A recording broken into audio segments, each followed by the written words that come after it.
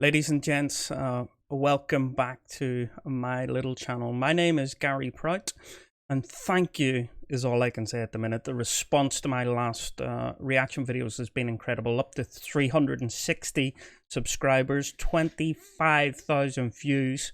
I think this is you guys telling me exactly what you want me to do, and I will endeavor to carry on with that. Today, we are reviewing, reacting to Kyle Carpenter Medal of Honor. This is the Letterman show.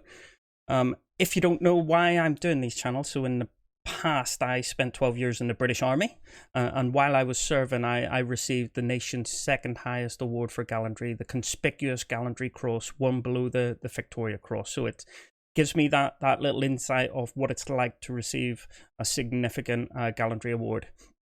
Today might be a difficult one for me. I've not shared this one with you guys before, but I only spent 12 years in the British Army because I received a bit of a serious injury. It's a life-changing injury. It's something that still impacts me to this day and will impact me for the rest of my life. So I'm aware of Kyle Carpenter. I'm aware of some of the injuries and some of the unbelievable challenges he's had to endure.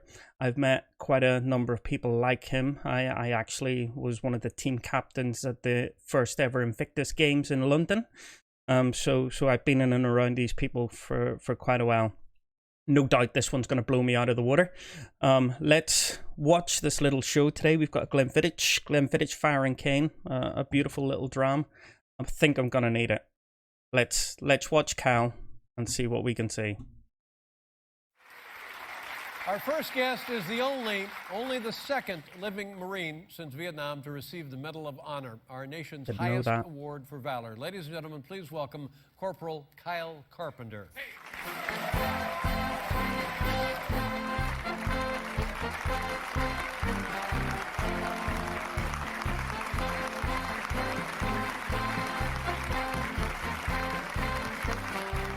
How are you doing physically? You okay? You look great. Thank you. Yeah.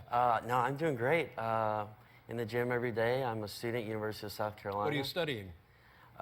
Going into my sophomore year, and I think I'm going to declare psychology. With everything I've been through, and I took a class this past year, which was my freshman year. Yeah. I really enjoyed it. It really interests me. So. Good. And were you in class, in school, there when you received the call? Who calls you to announce that you are the new recipient? Well, about a week ahead of time, I got the exact day and time that the president would call me. So I got out of class. I drove home about 30 minutes. My parents checked my brothers out of school.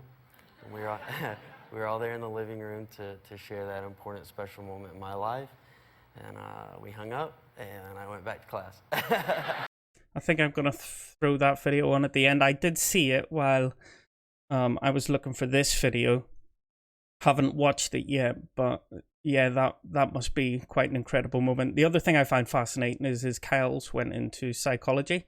I think a lot of troops who tend to do quite well after they leave the military with a significant injury, they tend to look into that psychology side. I was a massive one into it. I never struggled or had any problems with post-traumatic stress disorder, and I almost wanted to understand why.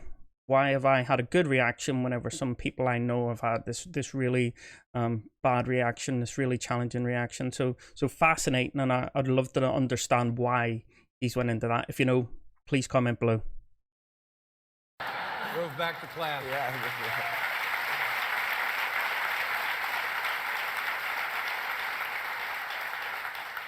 I'm sorry I'm late, Professor. I just got a call from the president. I'm not saying it was easy to focus. But, yes. Now, because I don't know how this works, tell me, did you know ahead of time, other than the call, arranging the call, that this was a likelihood for you?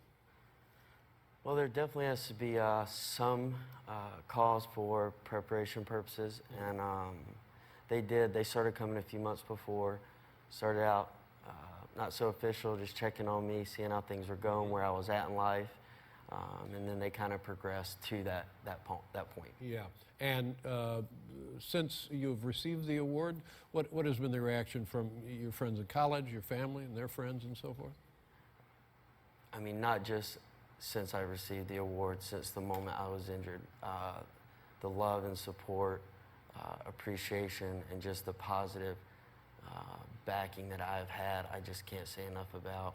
And really that just carried over since getting the award, but my community and my school and the students, and just really since being injured, the letters that poured in from all over the nation, it's been really incredible. One of the things I found was whenever I received my award, my pals congratulated me. They thought it was fantastic. I got the feeling they were very proud. Same with my family. But in reality, the people who are your best friends, they don't really give a shit, if I'm honest. If that makes sense, not in a bad way, but they just carry on being your mates as they were before. I always use that as a unit of measure. People changed the way they reacted with me because of the award, then they probably weren't on that top end of being one of my pals beforehand. If they all of a sudden they took lots of interest and you know they were getting in touch a little bit more, I thought to myself, maybe that's the award having the impact. But your best mates, your pals who are really tight with you, they don't care. They're proud. They congratulate you for it, and then you just get on with being normal friends.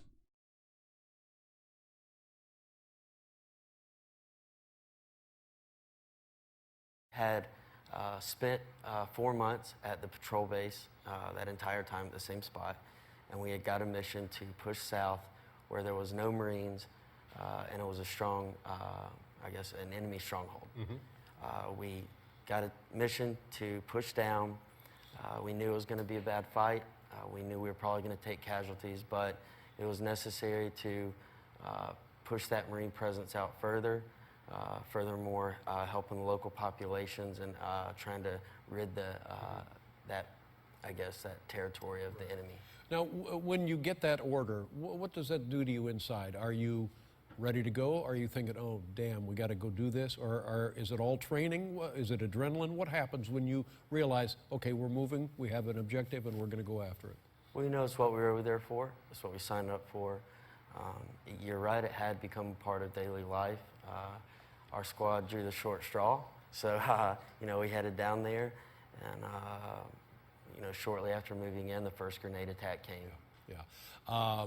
Tell us where you were when you were injured and the circumstances about that. Myself, a fellow Marine, best friend, we were on top of a roof, and we were we were on post, which is, I guess in civilian terms, like a lookout position to protect the Marines inside the mud compound, because really there's no roofs over there. So we were on top of the little tiny roof that they used to sleep in, and the grenade attack came. I don't remember any of the moments leading up to it. Help me out here. In the movies we see grenades being thrown. Were these being thrown or were they being launched? They were being thrown right into the compound by enemy fighters. So the enemy is fairly close? Very much. Yeah, and how many Marines are then you looking out for the welfare? I would say we only went down there with about 12. 12, okay, go ahead. Strange thing that happens whenever you get a grenade thrown at you. So you actually hear a pop of it initially as the enemy fighter releases that kind of the safety arm, we'll call it, on the grenade. As it flings off, a little firing pin comes over and initiates the fuse. And as that initiates it, you hear this pop. Now, there is no doubt in your mind what that was whenever you hear it. But your brain almost turns around and said, it can't be a grenade. None of our guys have shouted frag out. They can't be close enough. And it's this real surreal moment of, it feels like it takes forever in your brain, but your brain is just processing things at a different level. And you quickly realize that it's a frag coming in. It's a horrible feeling. And I've no doubt, from what Kyle said already, he was hugely experienced. Being in this area for 4 months, they knew they were the suicide team, as we would call it in the British Army, the people who are on the most dangerous part of the attack. So I wonder how well prepared Kyle was for this moment, and was it reaction or was it his actual brain process that made him do that? Does that make sense? Was it something he didn't decide to do and his body just did, or was it something he cognitively decided to do? And so the only thing I remember for that entire day is the sound of small arms fire, AK-47, their primary choice of weapon, that morning, which is kind of like our alarm clock on a regular basis. And then the only thing I remember after that is physically how my body felt after I was hit by the grenade. You're hit when you're up on the roof. You're in that position with two other Marines? Just one. Just one other Marine. Okay, so you know something has happened to your body, and your perception is obviously very strange at that moment. It was. I was confused because the last thing I remembered, I was on top of a roof, and I didn't know if I had been patrolling and stepped on IED, and that's just the last thing I could remember. When I got hit, my vision was almost like if a TV didn't have cable and it was just white and gray static. My ears were ringing very loud. I couldn't hear anything because my ruptured eardrums. The next thing I felt was warm water. Felt like warm water was being poured all over me from the blood loss. You're 22 years old when this happens. 21. 21 years yes, old. sir. And the reason you suffered these massive injuries is because, what did you do? You put yourself between your buddy and the grenade? You fell on the grenade? What was the actual action on your part? From eyewitness accounts and forensic evidence and a post-blast analysis, I shielded and covered the grenade for my fellow Marine. Wow. Wow.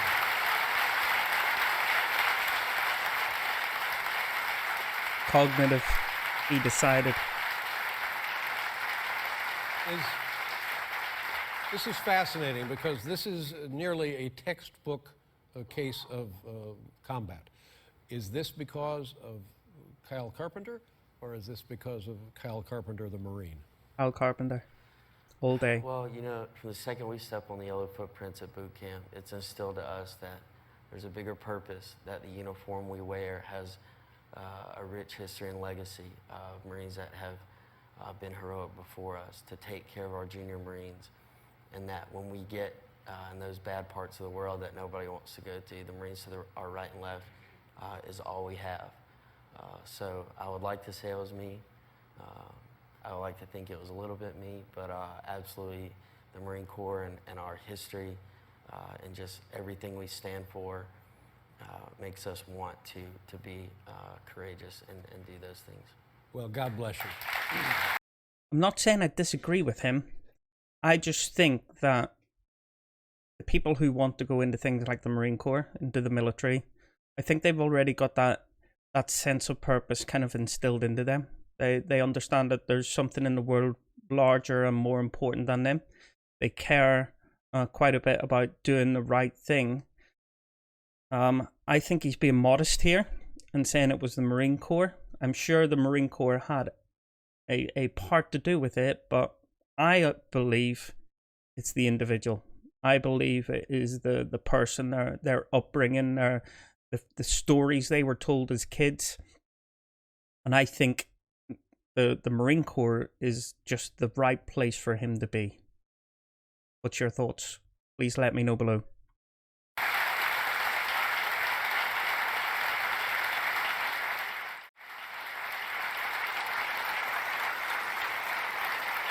I'm going to now,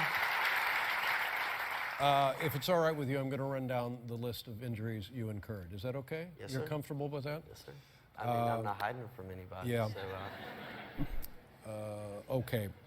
Countless shattered bones throughout the body. Countless, more than a dozen, something like that? 30 in this arm. 30 in one arm. I'm an overachiever.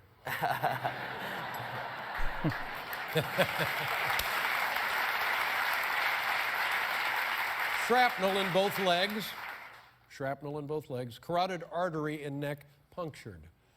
Punctured, ladies and gentlemen. Both eardrums ruptured. Lost most of his teeth. Arm broken in more than 30 places. Collapsed right lung. Lost most of your jaw. Is that true? Yes, sir. Lost most of your jaw. Well, the almost 3 years I spent in the hospital, much of that time and most of my around 40 surgeries was facial. Pretty much everything from the eyes down is plates and reconstructive surgeries and fun stuff like that. You look wonderful. Thank you. Thank you. And that's, I would like to take this opportunity to absolutely credit Walter Reed and the military medicine and the staff there who just do a phenomenal job. They have done a phenomenal job. He looks fantastic. Lost the vision in his right eye. There was brain surgery to remove shrapnel, and he had a fractured skull. And now, like this other stuff is not enough, you flatlined 3 times. In fact, at the scene, they thought you were dead, didn't they? Yes, sir. Well, when I arrived at Camp Bastion, which was the first combat trauma hospital out of 4 that I went through, I was labeled PEA, which I guess is politically correct way. It stands for patient expired on arrival. But I was not alive. What was your first... Just to put in, my understanding is at that time, Camp Bastion was the most proficient and most highly regarded trauma hospital in the world at that time, if I remember correctly. Apologies. So part of my injury is I'm on medication. Sometimes you might hear me struggling to find the right word. Sometimes you might hear me struggling to speak. My brain just cannot process the words because of the medication I'm on. So my understanding is that, yeah, Camp Bastion was the #1 hospital in the world for trauma and traumatic blast injuries. So the fact that he flatlined 3 times, even though he's in Afghanistan, he probably could not have been in a better place in the world. So yeah, well done to everybody in that kind of medivac chain to be able to keep Kyle alive. Absolute credit to you. Moment of cognition after this trauma. How long after the trauma, and what was it? About 5 weeks later, I woke up, and the first thing I saw was my mom had decorated my room to fit the Christmas holiday, and I saw a stocking for every single one of my family members hung on my hospital wall in front of my bed. Wow. Well,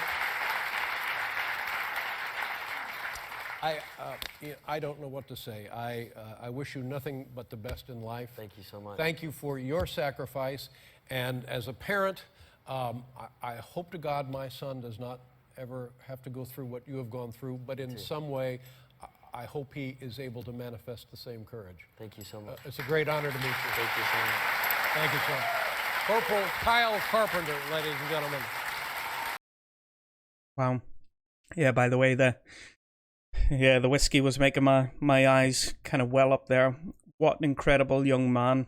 Hugely humble.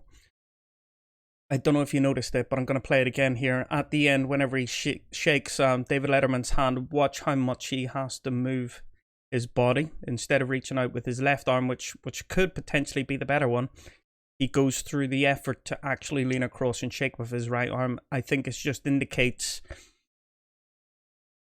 the kind of damage, the trauma that was done to him. Yet he just tries to carry on as normal. Let's see if we can see this here. Watch this. But in some way, I hope he is able to manifest the same courage. Thank you so much. It's a great honor to meet you. Thank you so much. Thank you, sir. Corporal Kyle Carpenter, ladies and gentlemen. What an incredible young man. Absolutely humbling. Whew. Okay. Shall we go and find his other video? The video of him getting a phone call. Let's check that out. So, Kyle getting a big call. I can remember being informed the week before that I had come off Honours and Awards. All I'd been told at the time was, Bomb, you've come off Honours and Awards. By the way, Bomb, because I was a bombardier. You've come off Honours and Awards. I have no idea what you've been doing in Afghanistan, but I can tell you that this is not a milk bottle top. This is a big award. But I'm from Northern Ireland. We have a few security issues out in Northern Ireland. I was told, inform your family. something big's going to come along, and you'll get informed in due course. And it took about a week. So in my head, I was thinking, I think I've received an award. Is it mentioned in dispatches, which would be like the level 4? Could it even be a military cross, which is the tier 3? Never contemplated that it could be anything above. And you're just constantly there, racking your brain, trying to figure out, what did I do? When did I do it? What's this gonna be? So you're already built up in the huge space of almost maybe paranoia, maybe a few feelings of guilt, things like that there. Let's check out Kyle. Let's see what happens to him. Somebody had called Kyle on, I believe, Thursday, and they told him that the president would be calling on Monday. You know, the phone rang at 1:35, and it was, you know, a lady on the phone, and she just said, you know, Kyle, is this Kyle Carpenter, and can you hold for the President of the United States? Yes, sir. How you doing? Fine, sir. How are you? Well, I'm doing just fine. It's my pleasure to let you know that, based on the recommendations of the Secretary of the Navy and Secretary of Defense, I've approved the award of the Medal of Honor for your courageous actions in Afghanistan in support of Operation Enduring Freedom. Wow. For your courageous actions in Afghanistan in support of Operation Enduring Freedom. Wow. I think I'm going to leave that off today there. Mum's face. Incredible. Guys, thanks once again for checking in. Please leave a comment below. How did you like today's video? Kyle is such an incredible narrator. I didn't feel the need to pause and explain any of his circumstances. He's a class act. Well done, Kyle. Please leave me any feedback below. I've been left a couple of comments about maybe I was pausing too much. Let me know if I paused too much, if I explained too much. All criticism and kind of feedback is welcome on this channel, so please do. Keep on hitting that subscribe button. Keep on hitting the likes, guys. I really appreciate it. I've upgraded quite a bit of my equipment since I started this. And those likes and those comments make me want to keep on improving what I'm doing. So thanks once again, and I'll see you again very soon. Have a good day, guys. All the best now.